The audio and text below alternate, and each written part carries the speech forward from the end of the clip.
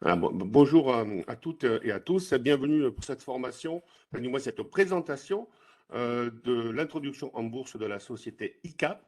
Voilà, donc l'introduction en bourse, je vous rappelle, va se terminer, entre guillemets, enfin, vous pouvez réserver vos ordres jusqu'au 5 juillet. Les résultats seront le 6, le règlement de livraison le 8 et les premières cotations le 11. Et je vous montrerai à la fin de la présentation comment on fait sur le site Bourse Direct pour simplement réserver ces titres. Bienvenue donc à Cyril Calvignac, directeur général de l'entreprise, et puis Chora Rockny, la directrice financière, qui vont donc présenter bien sûr un petit peu l'historique de l'entreprise, ses perspectives, et puis bien sûr pourquoi cette IPO, pourquoi cette introduction en bourse, à quoi vont servir les fonds levés. Donc je vais passer tout de suite la parole peut-être à Cyril. Bonjour Cyril, bienvenue. Bonjour, merci. Voilà, je vous laisse la parole. Eh bien, je reprends la main. Merci beaucoup. Écoutez, je suis content d'être ici. Donc, on va vous présenter le groupe ICAP, donc qui est vraiment un expert du circuit imprimé, donc avec un positionnement mondial et une position de leader sur son marché. Donc, je ne reviens pas sur le calendrier et le calendrier d'opération, puisque vous l'avez déjà évoqué. Une petite introduction pour commencer. Donc, tout d'abord, on va présenter Thierry Bellanguin qui s'excuse de ne pas être là avec un petit problème d'agenda et un petit peu trop de rendez-vous. Donc, qui est le président du conseil d'administration, donc président du groupe et fondateur de la société il y a 23 ans et actionnaire encore majoritaire avec à peu près 59% du groupe. Moi, je suis Cyril Calvignac, je suis le directeur général du groupe en charge des opérations depuis 2015. Ça fait 19 ans que je suis d'aventure au sein du groupe ICAP. J'ai 23 ans d'expérience dans les domaines de l'électronique et plus particulièrement du circuit imprimé. Et également une grande connaissance de la Chine, puisque j'y voyage très régulièrement depuis 2000. Et je suis l'actionnaire numéro 2 avec un peu plus de 5%. Bonjour à tous, merci d'être là. Donc, Chora Rockny, CFO du groupe ICAP depuis 2013. Moi, ça fait 13 ans que je fais partie de cette belle aventure. Et donc, j'ai une bonne connaissance des différents métiers du groupe ICAP et également une connaissance de la Chine puisque j'ai vécu et j'ai monté le service comptabilité sur place et je suis l'actionnaire numéro 6. D'accord. Alors, tout d'abord, une petite photo de famille. On aime bien présenter les membres du groupe, puisque vraiment une aventure commune. Donc, avec ici, on peut le voir, le conseil d'administration du groupe ICAP, avec 5 administrateurs sur la gauche, donc 5 personnes qui sont des personnes expérimentées. Donc, la direction générale autour du président, 3 administrateurs indépendants, de manière à nous apporter les expertises extérieures, et puis 3 censeurs chacun étant expert dans son domaine, aussi bien CIPEM, aussi bien l'Asie. Donc vraiment, voilà, un beau conseil d'administration très équilibré, avec beaucoup d'expérience. Et derrière ce conseil d'administration, on retrouve un comité exécutif que je pilote en direct avec 16 personnes sur toute la partie opérationnelle. Donc, je vais faire une petite introduction générale sur notre domaine d'activité. Donc, tout d'abord, les circuits imprimés. Donc, voilà quelques photos de circuits imprimés. Donc, c'est vraiment des produits et des technologies qui sont complexes. C'est des produits qui sont à façon. Alors, attention à ne pas confondre circuit imprimé et circuit intégré. Beaucoup de gens ont tendance à confondre ces deux produits. Ces deux produits qui sont vraiment très différents. Le circuit imprimé, c'est vraiment la base d'une carte électronique. C'est sur ce circuit imprimé qu'on va venir poser les composants et donc le composant, notamment les circuits intégrés, qui sont des composants qu'on vient poser sur un circuit imprimé. Donc, une fois qu'on a posé ces composants sur un circuit imprimé, ça devient ce qu'on appelle une carte électronique. Donc, le circuit imprimé, c'est vraiment un produit complexe, un produit technique à façon. Chaque client, chaque référence, ce sont des produits différents. Donc là, on a plein de couleurs, plein de formes. Voilà, c'est des dizaines de milliers de références gérées par le groupe CAP tous les ans. Donc, vraiment un produit, un métier très particulier. Donc, le circuit imprimé, c'est la base de notre métier, c'est 82% de notre activité. Néanmoins, on a développé autour du circuit imprimé des activités complémentaires. Je reviendrai un petit peu plus tard autour des pièces techniques, autour de l'assemblage électronique. Vraiment, notre métier, c'est d'être un fournisseur de technologie positionné partout dans le monde, international, avec vraiment des fournisseurs qui sont basés en Chine. Donc, vraiment, la Chine, ça constitue l'essentiel de nos affaires, mais ça constitue également toute la compétitivité pour nos clients, puisque la Chine est un incontournable aujourd'hui dans le domaine de l'électronique. Donc le groupe ICAP en bref, donc à fin 2021, quelques chiffres pour nous positionner. Donc c'était 561 personnes à fin 2021. Aujourd'hui, c'est près de 600 personnes avec des nouvelles acquisitions en ce début d'année. C'était 169 millions d'euros de chiffre d'affaires l'an passé, plus de 2000 clients actifs. Tout ça assis sur un réseau de 75 fournisseurs, 28 filiales partout dans le monde avec 7 executive VP, c'est-à-dire qu'on a découper le monde en 7 zones et on a des exécutifs VP régionaux pour s'occuper de nos filiales localement. C'est plus de 60 pays couverts et c'est 100% du capital détenu par le fondateur, par les dirigeants et par des salariés du groupe. C'est 104 actionnaires aujourd'hui, donc c'est vraiment une aventure familiale, une aventure d'entrepreneurs tous ensemble, avec 104 personnes qui sont actionnaires aujourd'hui parmi les 561 ici cités. Donc les circuits imprimés, on les retrouve partout, très clairement. Le circuit imprimé, c'est vraiment un produit du quotidien aujourd'hui. Alors c'est un produit qu'on ne voit pas en général, mais néanmoins, il faut imaginer que vous en avez partout autour de vous, dans une ampoule à LED, dans un smartphone, dans une souris, sur un ordinateur, dans un compteur Linky, dans un véhicule, vous pouvez en avoir peut-être 100 ou 150. Il y a vraiment des circuits imprimés partout, dans toutes les technologies, dans tous les domaines, dans l'industrie, dans les télécoms, dans le médical, dans la gestion de la puissance, le multimédia. Voilà, donc vraiment un domaine très très large qui est vraiment au cœur de nos vies aujourd'hui. Alors un peu d'historique sur le groupe ICAP. Donc le groupe ICAP a été créé en 1999. C'est une histoire de croissance organique, de création de filiales. Donc c'est vraiment une aventure qu'on a créée nous-mêmes. C'est entre 2001 et 2021, c'est une jolie croissance organique avec 19,1% de croissance annuelle moyenne établie sur cette période de 20 ans. Et tout ça établi sur l'ouverture à de nouveaux marchés, avec des créations de filiales régulièrement, notamment à partir de l'année 2010, on s'est établi aux États-Unis, on s'est établi au Brésil, puis on s'est établi en Allemagne, en Russie, en Inde. Et si on regarde plus particulièrement l'année 2021, la dernière année, donc on a continué à ouvrir 4 filiales, une en Suède, une au Canada, une de plus en Chine pour gérer nos activités Quick Turn, et également une nouvelle activité en France autour de Diffis, mais également 5 petits drapeaux en haut à droite, avec, 4 petits drapeaux pardon, avec 5 opérations d'acquisition, une en Allemagne, une en France, une en Hollande et 2 en Afrique du Sud, mais on y reviendra un petit peu plus tard pour vous expliquer tout ça. Vraiment, voilà, une forte croissance ininterrompue depuis 23 ans, qui est vraiment le cœur de notre stratégie et de notre ADN aujourd'hui.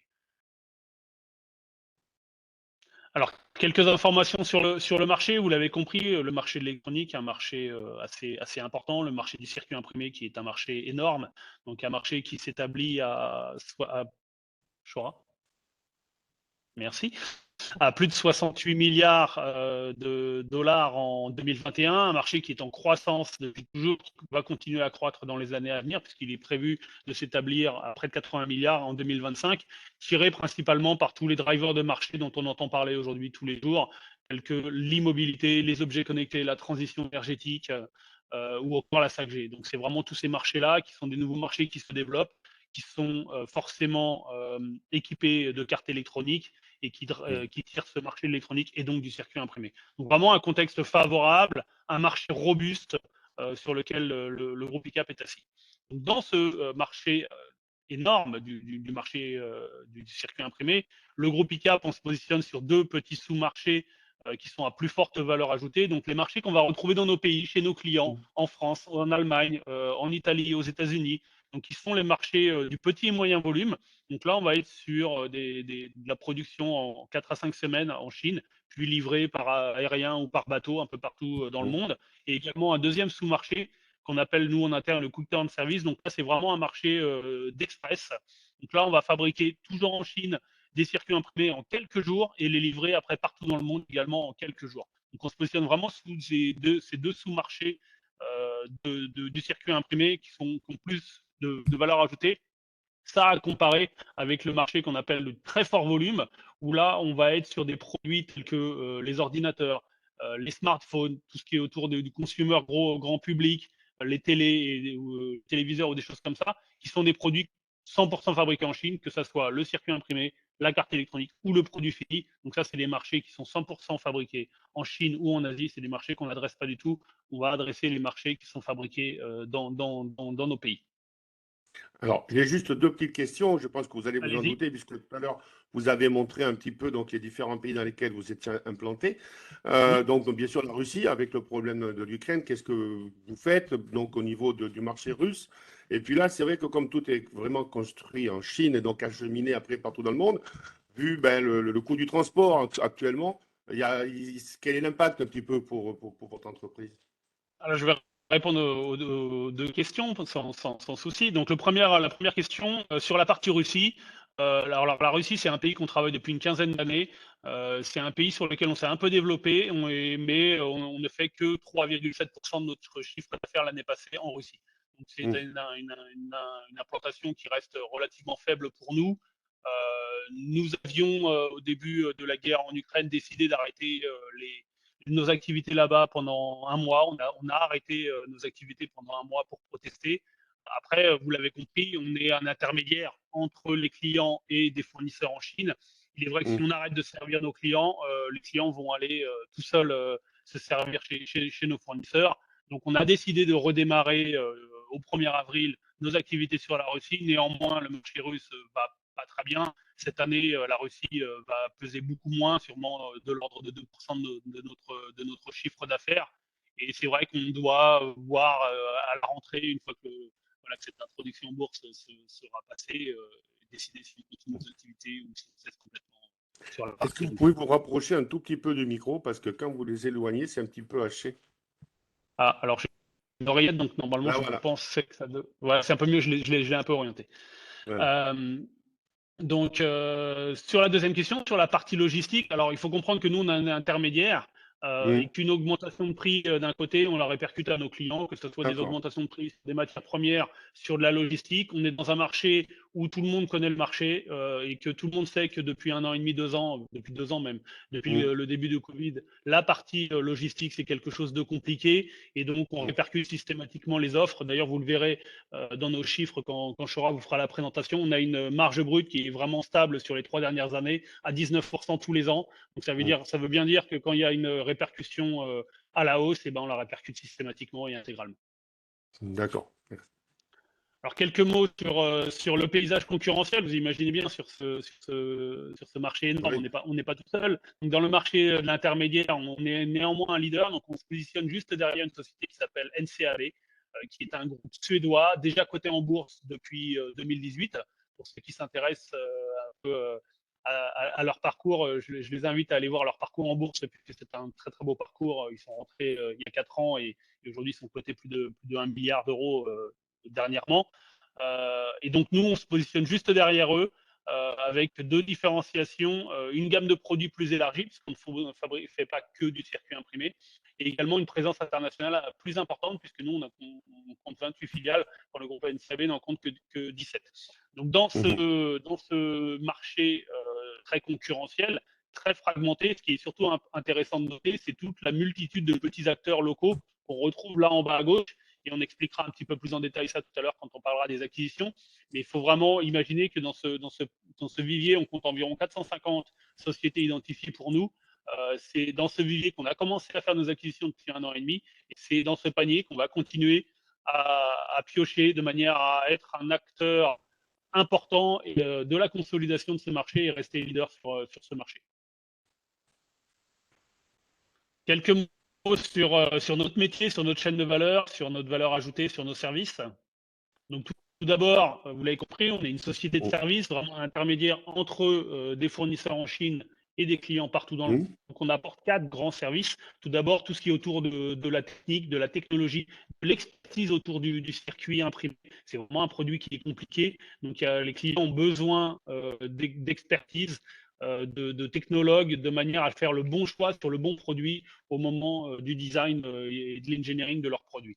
Une fois que le produit est designé, on a besoin d'avoir le fournisseur qui va répondre à cette technologie, à cette demande-là. Donc, on a toute une partie sourcing, achat, avec une qualification des fournisseurs, une puissance d'achat du groupe ICAP, de manière à mettre les bons produits au bon endroit. Ensuite, tout ce qui est qualité, c'est vraiment, on est dans B2B, on est dans le domaine électronique. Le circuit imprimé, c'est la base de la carte électronique et c'est un produit qui se répare pas en général. Donc, la qualité, c'est vraiment quelque chose de très important. Donc, on a tout un système qualité en place pour tout ce qui est audit de nos usines, des inspecteurs sur site directement dans nos usines et deux laboratoires d'analyse et d'expertise de manière à contrôler quotidiennement les produits qui sortent des usines. Également, dernier maillon, la partie logistique. On prend tout en Chine, on a une plateforme à Hong Kong, on expédie partout dans le monde, donc on a vraiment une supply chain importante, on a des systèmes de stockage, les assurances, les livraisons, de manière à apporter un service complet à nos clients qui n'aient rien à s'occuper, même si c'est fabriqué à l'autre bout du monde. Donc le groupe ICAP, on se positionne vraiment au centre du jeu, entre d'un côté des clients à qui on donne des services, mais pas que. On va également donner de la valeur ajoutée à nos fournisseurs et on apporte vraiment une série de services indispensables pour les deux parties. On est un vrai lien, un vrai pont entre les clients partout dans le monde et nos fournisseurs en Chine.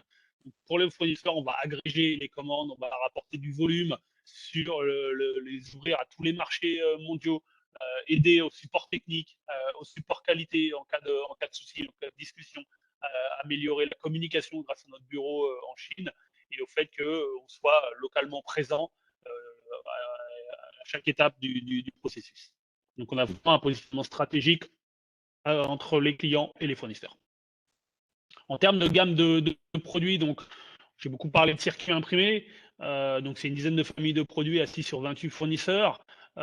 Mais également avec le CIPEM, ce qu'on appelle les pièces techniques, donc toujours des produits à façon et qui vont être les produits qu'on va retrouver autour d'une carte électronique. Si on prend l'exemple d'une souris, par exemple, à l'intérieur, vous avez un circuit imprimé avec des composants, donc ICAP va faire le circuit imprimé, mais vous avez aussi des pièces plastiques, vous allez avoir des boutons, vous allez avoir un câble pour la brancher, ou vous allez avoir une batterie à l'intérieur. Donc ça, c'est le métier de CIPEM, c'est de faire tous les produits à façon autour d'une carte électronique. Donc on va retrouver les câbles, les pièces plastiques, les pièces métalliques, les batteries, les transformateurs, les bobines, les télécommandes, des choses là. Et la dernière activité autour de Deep6, là, cette fois-ci, on remonte un peu dans la chaîne de valeur au niveau de l'engineering. On va proposer des produits électroniques complets, tout en s'appuyant sur les réseaux de fournisseurs du groupe ICAP et du groupe CIPEM pour faire des produits complets assemblés, cette fois-ci toujours en Chine. Donc, vraiment 3 activités complémentaires, toujours dans le domaine de l'électronique pour assurer une meilleure pénétration commerciale de nos marchés. D'accord. Chora. Oui, ça y Merci. est. En termes de diversification, donc par activité, on en a parlé. Par géographie, on est présent un petit peu partout. Effectivement, l'Europe reste notre marché le plus important puisque c'est de là où tout est parti. On mentionne également la Russie. Normalement, c'est à ce moment-là où on avait la question sur la Russie et que 59% de notre marché donc, qui est aussi sur l'Europe et la Russie, 3,7 sur la Russie, je vous le rappelle. Les Amériques qui pèsent déjà 27%, pardon, avec 46 millions d'euros l'année passée et 14% sur le marché Asie et reste du monde qui commence à se développer pour nous. En termes de marché, on va retrouver tous les produits qui sont fabriqués dans nos pays. Donc, on va retrouver du consumer, on va retrouver de l'automobile, bien évidemment, qui sont les deux gros marchés avec les plus forts volumes. Mais on va retrouver des marchés plus professionnels tels que l'industriel, le marché de la mesure, le marché de la gestion de la puissance, le médical, l'éclairage ou encore du ferroviaire. L'électroménager aussi. L'électroménager, c'est dans le consumer. C'est du D'accord. consumer. Juste une petite question avec, comme bon, vous Oui. êtes implanté, c'est vrai, dans tout un tas de pays dans le monde entier. Au niveau du change, comment ça se passe? Parce que du coup, vous devez avoir pas mal de risques de change, non, dans votre Alors, activité? on n'a pas de risque de change, mais je peux laisser Chora répondre financière peut-être à cette question-là. Oui, effectivement, on n'a pas un risque, on n'a pas de risque parce qu'on achète et on vend en dollars. D'accord. Donc, on n'a pas de risque. Et aujourd'hui, alors que le dollar s'apprécie, Ah oui, c'est bénéfique pour le groupe ICAP, en fait. puisque Pour vous, nos marges sont réalisées en dollars et du coup, quand ils sont convertis en euros dans les comptes, ça nous donne une marge qui est plus intéressante. Bon, après, d'accord. c'est le cours de la vie du cap, hein. Mm. Donc aujourd'hui, c'est vrai que le dollar s'est apprécié pour des Oui, raisons. donc ça vous a été favorable pendant ces Ça nous derniers. est, ça nous a été favorable cette année, mais principalement, le plus important, c'est qu'en fait, parce qu'on achète en dollars et qu'on vend en En dollars dollars. également, par Vous êtes, conséquent, on n'a pas ouais, de risque de change. d'accord. Voilà. Merci. Quelques mots donc, merci Ah, Chora, pardon. quelques mots sur nos clients. Non, c'était bien? Ouais, c'était bien. Parfait. Donc, Ok. la typologie de nos clients, donc 2 types, principaux de clients, ce qu'on appelle les EMS. Les sous-traitants en électronique, donc vraiment ceux dont le métier est d'assembler de la carte électronique, donc de Mm. prendre des circuits imprimés d'un côté, des composants et de les assembler pour en faire des cartes électroniques pour Mm. leurs clients. Et également ce qu'on appelle les OEM, donc là on va être sur des clients finaux qui cette fois-ci vont avoir la capacité d'intégrer directement les cartes électroniques eux-mêmes. Donc plus de 2000 clients actifs en 2021, 70% de nos clients présents depuis plus de 5 ans, donc vraiment une grande résilience et une grande fidélité dans ce domaine des clients, puisqu'on est sur du produit spécifique, vous l'avez compris. Mm. On est sur des outillages systématiquement lancés pour chaque modèle et Mm. vraiment un partenariat sur du long terme, puisque chaque usine doit être validée, auditée par les clients de manière à démarrer des masses production, donc des séries en Mm. production chez ces fournisseurs-là. Donc vraiment un processus de qualification aussi bien des usines que des produits qui est relativement long, en général un minimum de 6 mois, voire plusieurs années sur certains grands comptes type automobile. D'accord. Aucune dépendance par rapport à aucun client, puisque notre premier client ne pèse que 4,7% de Mm. notre chiffre d'affaires. Et puis quelques noms qui peuvent évoquer parfois quelque chose à certains d'entre vous, Mm. avec des sociétés en France, par exemple, comme le groupe Lacroix, le groupe Eolan, Deltador, Actia. On va retrouver également des jolies sociétés en Allemagne, telles que ZF, Katec ou Custer. Mm. On peut parler de MTA en Italie ou encore de Kimball, société américaine présente un peu partout dans le monde. Mm. Donc vraiment de grands clients dans le domaine de l'électronique. Voilà, c'est vraiment notre type de clientèle. Donc une organisation mondiale structurée, vraiment une plateforme solide avec nos 28 filiales, nos 2 bureaux de service en Chine, nos 2 laboratoires, un en Chine, aux États-Unis, et également nos 2 sites de e-commerce qui nous permettent d'intégrer nos commandes de service express. Donc nos clients peuvent passer commande directement en ligne pour tout ce Mm. qui est besoin de service express, ICAP et SIPEM. Donc, vraiment une plateforme solide, fortement dimensionnée, prête pour la croissance future du groupe ICAP.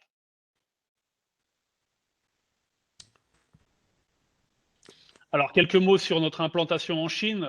Vous l'imaginez bien, c'est vraiment le cœur de la Mm. machine. Plus de 250 collaborateurs là-bas, le plus gros bureau de sourcing de circuits imprimés au monde, vraiment positionné dans la région du Guangdong, au milieu de la forêt d'usines, aussi bien pour les domaines et les besoins ICAP avec nos 28 fournisseurs et les besoins SIPEM avec nos 47 fournisseurs. Donc, on a vraiment une position centrale, stratégique, une forte plateforme également euh, prête à absorber la croissance future également de notre groupe. Quelques mots sur nos fournisseurs chinois, nos partenaires de longue date. Donc, beaucoup de partenaires avec qui on travaille depuis longtemps, depuis 15 ans. Certains nous suivent depuis plus de 20 ans et le début d'ICAP, avec beaucoup de grands noms également, des sociétés qui sont leaders et fiables sur leur marché, des sociétés qui peuvent parfois faire autour du milliard de dollars de chiffre d'affaires, tels que Kinmont ou Stuntac. Donc vraiment des belles sociétés, des gens qu'on suit depuis longtemps, qui nous ont suivis également depuis longtemps, et vraiment un partenariat de confiance sur du long terme. Il n'y a pas, excusez-moi. Donc, on voit bien que vous êtes donc du coup quand même bien donc dépendant au niveau de la Chine. Il n'y a pas Oui. d'autres régions dans le monde où on peut Alors, produire également, aujourd'hui, s'approvisionner. hmm, aujourd'hui, nous le groupe ICAP, on achète à peu près 95% de nos achats sont Mm. faits en Chine. Ouais. Il faut savoir que dans le monde, En fait, ce qui s'est passé, c'est que l'industrie du circuit imprimé, il y a 30 ou 40 ans, elle était positionnée en Europe ou aux États-Unis. Que l'Europe et les États-Unis, on a démonté nos usines de circuits imprimés depuis 40 ans. Et que depuis une vingtaine d'années, 25 ans, la Chine a monté toutes ces usines-là. Et aujourd'hui, ils sont leaders incontestés. Et alors, si on regarde les chiffres, et on parle de presque 56% des volumes sont faits là-bas. Mais si on y intègre tout ce qui est fait avec des usines japonaises basées en Chine ou des usines taïwanaises basées en Chine, Oui, on est à près de 90% de la production qui est fabriquée en Chine.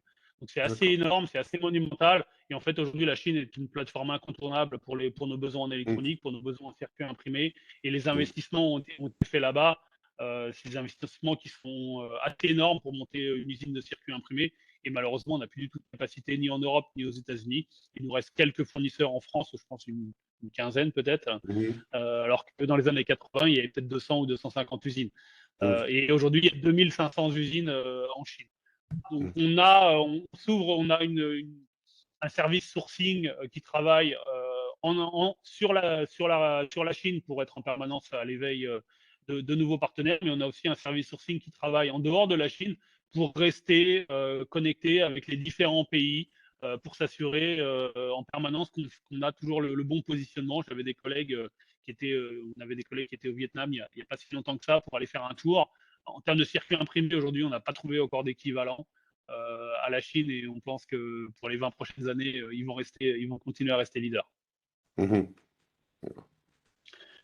Donc en termes de réseau logistique, donc vraiment un réseau logistique important, c'est un maillon important de notre chaîne de service, une dizaine de plateformes positionnées partout dans le monde, proches de nos clients, qui nous permet vraiment de faire une consolidation, une optimisation systématique de tous nos envois, une livraison à temps partout dans le monde et au meilleur coût, puisqu'on massifie énormément nos transports.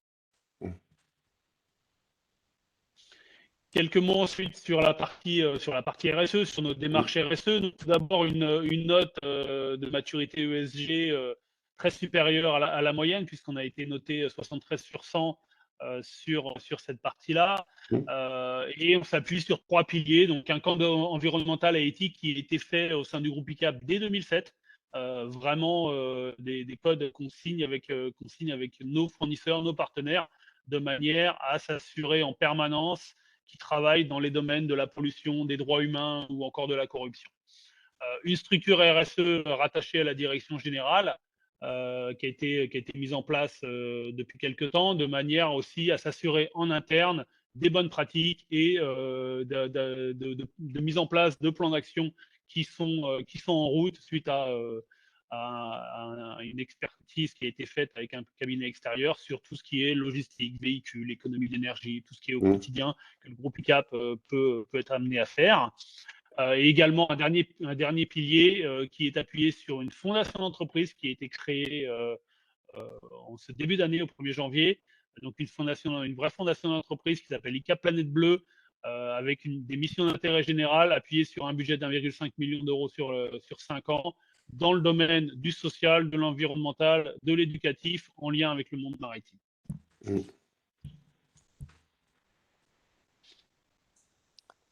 Donc je reprends. Je passe la main à Chora sur la partie chiffres. Excusez-moi, je vais faire la transition.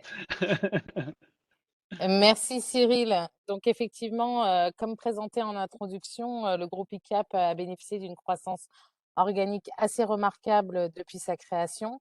En fait, sur cette slide, depuis 2016, on constate plusieurs périodes. Donc la première, de 2016 à 2018, donc le groupe ICAP, grâce à sa stratégie d'investissement dans sa force commerciale et également dans son déploiement à l'international avec des créations de nouvelles filiales, réalise une croissance soutenue également grâce à sa compétitivité. Ensuite, 2019-2020, donc cette période montre que le groupe ICAP a une forte résilience malgré les événements défavorables. Donc pour rappel, il y avait des tensions économiques et commerciales entre les États-Unis et la Chine, un ralentissement de l'industrie automobile, notamment avec le Volkswagen Gate, et également 2020, la première année de la pandémie. Ensuite, 2021, reprise de l'activité, proche de 35% de croissance en 2021. Cette croissance est à 90% organique, puisque dans les 169 millions, seulement 4 millions provient des acquisitions qu'on a réalisées sur 2021. D'ailleurs, on vous a fait une projection en 2021, année pleine. Si on avait si on avait réalisé les acquisitions au 1er janvier 2021, on aurait réalisé un chiffre d'affaires de 177 millions d'euros. Donc, quelques mots sur le compte des résultats et la performance historique du groupe. Donc, 2019-2020, le groupe a su maintenir son chiffre d'affaires aux alentours des 125 millions d'euros malgré le contexte assez difficile. Il a su maintenir également sa marge brute commerciale à 19%. On voit également une amélioration de l'EBITDA et du ROC en 2020, qui sont principalement liées aux actions du management pendant le Covid. En fait, ce qui est intéressant de regarder, c'est l'année pleine 2021.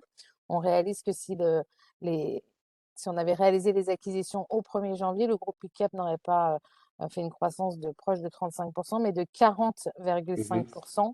Et également, on voit l'impact positif des acquisitions directement dans les comptes de la société, puisqu'on voit une marge brute commerciale s'améliorer de 0,6%, puisque la marge brute commerciale passe à 19,6 en 2021 en projection année pleine. On voit également une amélioration sur l'année 2021 de l'EBITDA et du ROC, malgré les opportunités d'investissement qui ont été réalisées. En fait, on voit un poste salaire qui augmente fortement. Ce qu'il faut comprendre, c'est que le groupe ICAP s'est doté dès 2021 des moyens humains pour pouvoir réaliser sa croissance future. Donc, on va avoir une slide qui sera dédiée tout à l'heure à ce sujet notamment. Ensuite, quelques mots sur le TFT. Donc, jusqu'en 2020, les principaux investissements du groupe ICAP étaient du matériel informatique, du bien d'équipement pour notre filiale aux US, laboratoire et également notre ERP. Les principaux investissements de 2021 sont directement liés à notre croissance externe et notre politique de croissance externe sur 2021. Ensuite, on voit également les activités d'investissement et de financement qui ont augmenté, donc également impactées par la politique de croissance externe qu'on a menée sur 2021. Finalement, ce qu'on voit, c'est que le groupe ICAP a une trésorerie au 31 décembre 2021 solide, puisqu'on est proche de 26 millions d'euros et qu'on est faiblement endetté, puisque l'endettement net financier est de 5,7 millions d'euros. Donc, quelques mots sur la partie vision et stratégie du groupe ICAP. Donc, le groupe ICAP a un potentiel de création de valeur très attractif. Donc, ce qu'on voit, c'est qu'il y a 3 engrenages. Donc, pour améliorer la profitabilité durant les prochaines années, la première, c'est la poursuite de la croissance organique. Le deuxième, c'est l'accélération de la croissance externe. Donc, comme l'a expliqué Cyril, on est en phase de consolidation du marché, donc il y a une opportunité, et également l'optimisation de l'organisation. Donc aujourd'hui, on est déjà un groupe structuré qui va permettre d'absorber cette croissance future sans coût supplémentaire. Donc la poursuite de la croissance organique, donc l'ADN du groupe ICAP, je ne vais pas revenir dessus, mais preuve en est les 19,1% de croissance organique chaque année que le groupe a réalisé. Donc, effectivement, qu'on va continuer à réaliser parce que ça fait partie de notre ADN. Et du coup, on va permettre de consolider une croissance à 2 chiffres sur le long terme durant les prochaines années. Donc, sur la partie stratégie de croissance externe, donc on a créé fin 2020, début 2021, une équipe M&A qui est dédiée, donc avec notamment un expert M&A et une assistante, mais surtout avec l'aide des 7 exécutifs VP qui connaissent très bien le marché et qui, avec les directeurs, nous remontent les informations. C'est comme ça qu'on a pu identifier aujourd'hui 450 cibles potentielles pour le groupe ICAP. On a contacté plus de 100, qu'on est en discussion avec 21 entreprises aujourd'hui et on a des discussions avancées sur 10 sociétés aujourd'hui.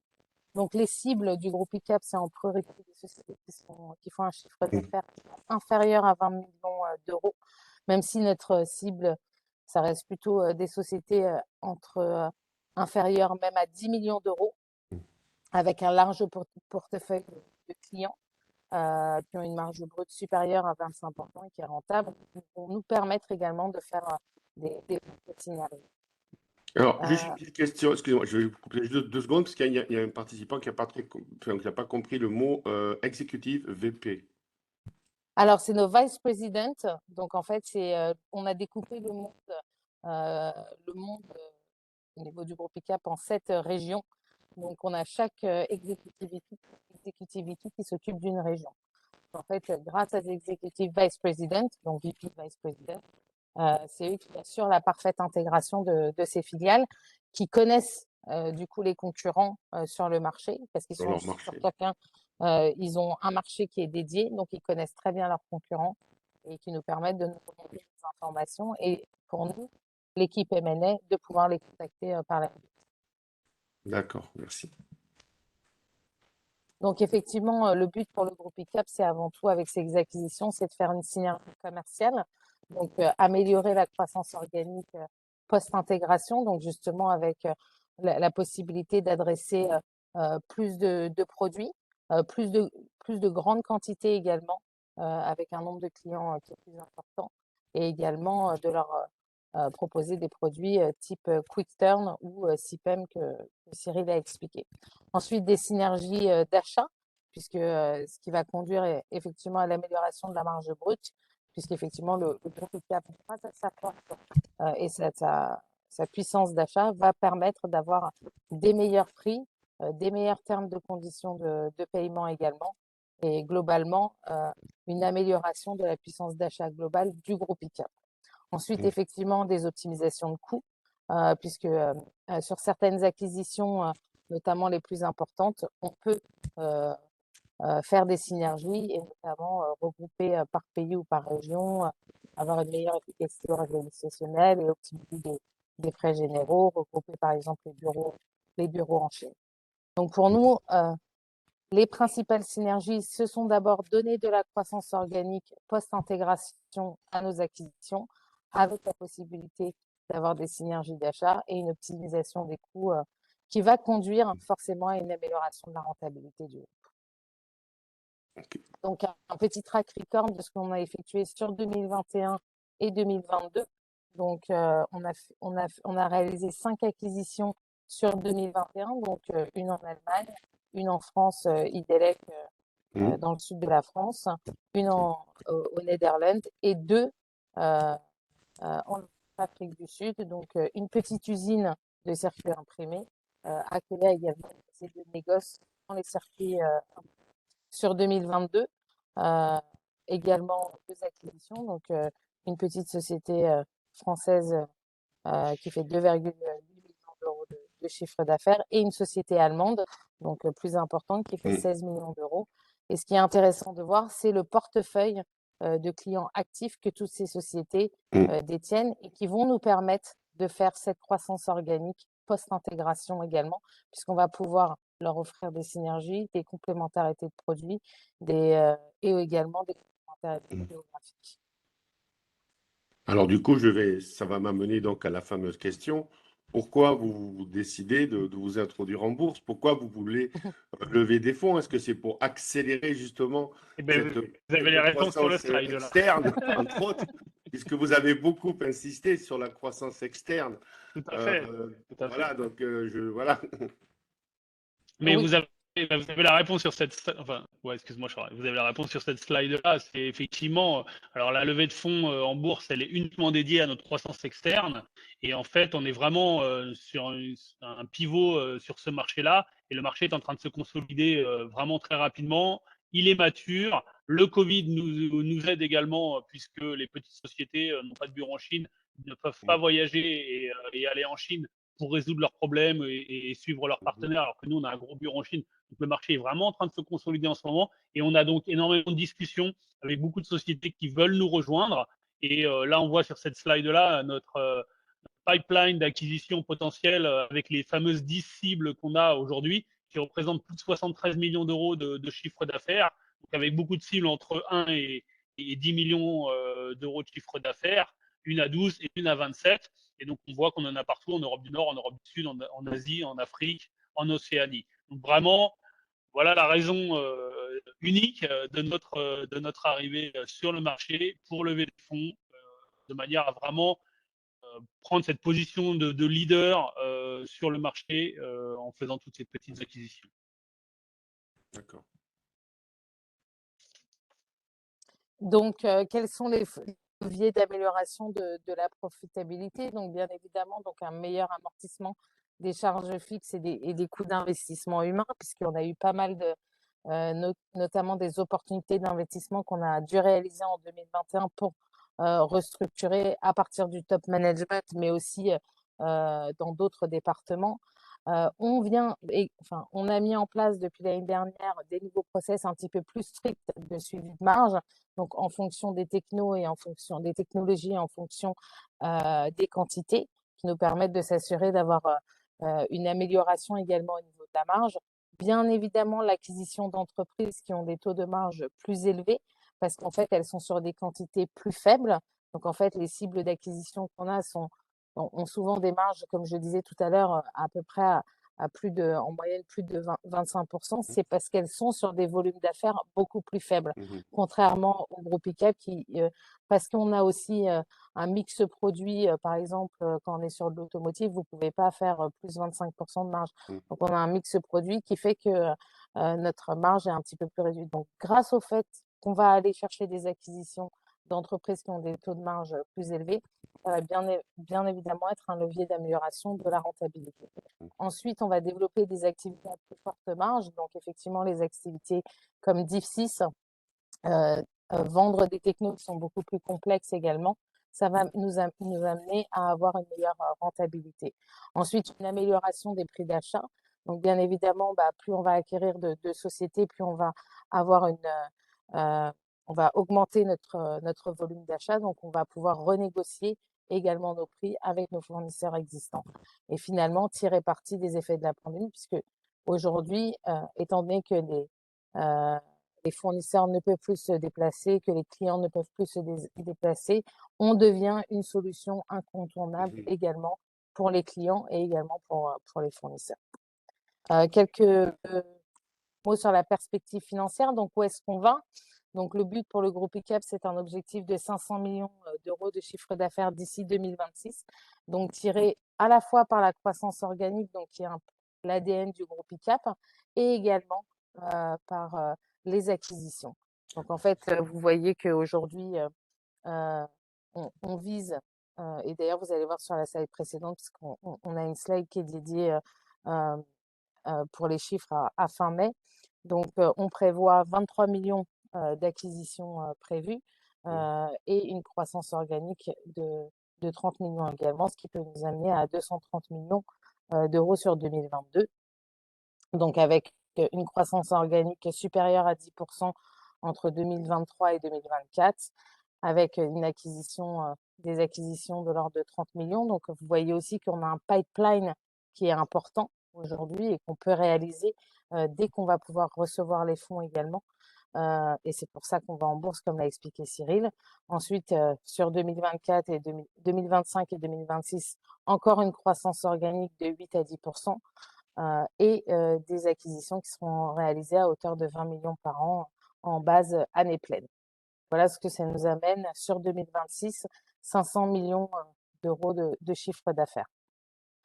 Est-ce que vous pouvez juste nous rappeler un petit peu le montant que vous souhaitez lever en bourse grâce à cette IPO? Donc, le base deal, c'est 20 millions d'euros avec une possibilité de clause d'extension et de surallocation qui peut amener jusqu'à 26 millions, 26 millions d'euros. D'accord. Et si jamais, voilà, d'accord. Et au pire des cas, vous passeriez également par des emprunts bancaires ou comment ça se passe? C'est ça. En fait, le but, c'est de faire un mix emprunt Entre bancaire l'IPO, et l'IPO, l'augmentation de capital pour pouvoir financer les acquisitions. Et puis avec les fonds propres de la société, parce qu'on voit aussi qu'on a une trésorerie qui nous permet de le faire aujourd'hui. D'accord. Donc, ce qui est intéressant ici, c'est qu'on est parfaitement en ligne avec les objectifs qu'on souhaite atteindre en 2022. Donc, un des objectifs qu'on souhaite atteindre, c'est le fait de passer de 19% à 22,5% en 2021. Donc là, aujourd'hui, on voit que dans le carnet de commandes actuel, à fin mai 2022, le groupe ICAP a environ 75 millions d'euros de commandes et elles sont valorisées à 22,55% de marge. Donc, ce qui démontre bien qu'aujourd'hui, les commandes qu'on prend sont bien évidemment à plus forte marge que ce qu'on avait pris sur l'année 2021. Ensuite, ce qui est intéressant de regarder, c'est les acquisitions qu'on a faites sur 2021. Donc, elles ont une marge pondérée moyenne de 33,4%. Donc, ça coïncide également avec la volonté du groupe ICAP d'acquérir des sociétés qui sont à plus forte marge que celles que nous avons aujourd'hui. Et puis finalement, vous avez les prises de commandes mensuelles qui ont été réalisées depuis octobre 2021 jusqu'à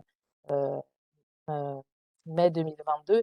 Et vous voyez bien que le pourcentage de marge de ces prises de commandes est aujourd'hui proche sur le mois de mai de 23,5%. Donc on est dans nos objectifs de marge brute en 2022. Donc, pour rappel, notre marge brute 2021 était de 19%. Ce qui est intéressant aujourd'hui, c'est notre chiffre d'affaires et la croissance qu'on a fait à fin mai 2022. Donc, aujourd'hui, on a un chiffre d'affaires à fin mai de 91,1 millions d'euros. C'est proche de 75% de croissance par rapport à la même période en 2021.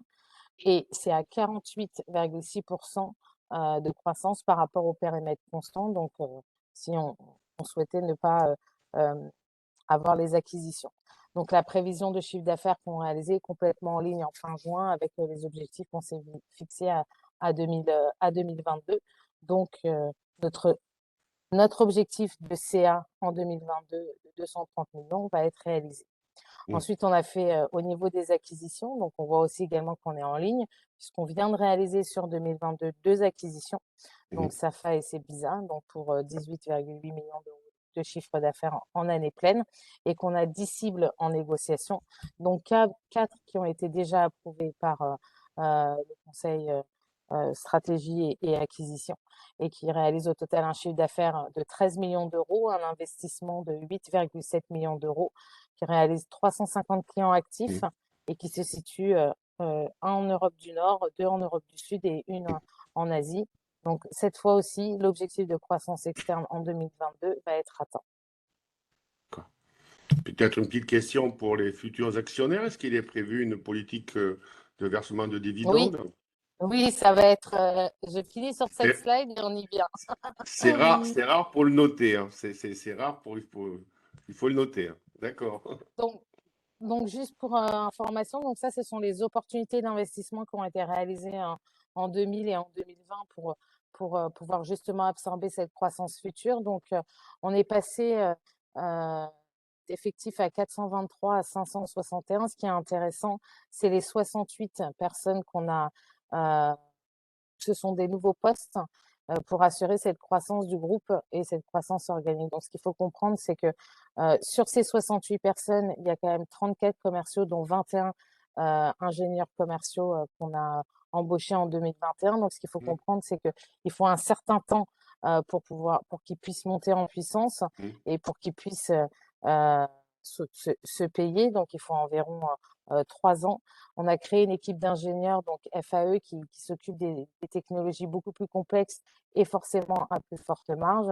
On a mis en place une équipe M&A. On a également créé un département SAP pour assurer une meilleure intégration des acquisitions.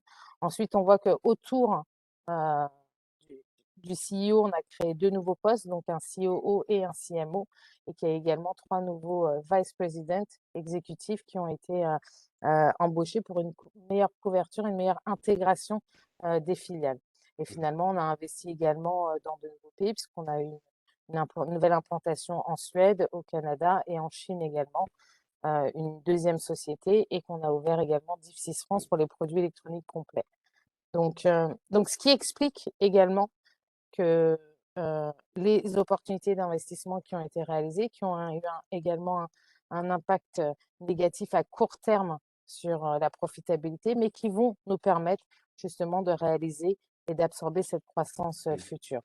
Ensuite, c'est notre dernière année d'investissement lourd dans la croissance organique, puisqu'aujourd'hui, on a une opportunité de pouvoir nous développer également avec la croissance externe. Donc, on, on- on recrutera ou on créera des postes, mais à moindre mesure pour pouvoir avoir, par exemple, une meilleure couverture mondiale. Et si on doit chaque année faire l'acquisition de 10 nouvelles sociétés, peut-être qu'à terme, dans 2 ou 3 ans, il va falloir embaucher 2 ou 3 exécutifs VP. Mais voilà, ce qui est intéressant pour nous, c'est vraiment d'essayer d'expliquer ces opportunités d'investissement et pour dire que ce ne sont pas des investissements qu'on aura besoin de faire demain, puisqu'elles ont déjà été réalisées sur 2021. Donc voilà, donc j'arrive à la slide. Voilà, donc il y avait une Donc question, voilà, il y avait une question sur les oui, embauches, mais vous venez d'y répondre. Donc voilà, voilà, c'était sur la slide précédente. OK. d'accord. Alors, Donc voilà, donc croissance annuelle organique, donc ce que je vous disais, supérieur à 15% cette année, on vise supérieur à 10 tous les ans sur 2023-2024 et 8 à 10% sur 2025 et 2026. Une croissance externe en année pleine sur 2022 à 35 millions d'euros et sur 2024 jusqu'à 2026, enfin de 30 millions sur 2023-2024 et 20 millions sur 2025 et 2026. Ensuite, une marge brute, donc ça c'est son objectif à 22,5%. Donc avec la slide précédente, je vous ai montré, on est complètement en ligne avec nos objectifs. D'ailleurs, on a fait une situation également à fin mars où on réalise déjà une profitabilité et un ROC de 4,1%. Donc là, nos objectifs, c'est 4,5%, donc on est également en ligne.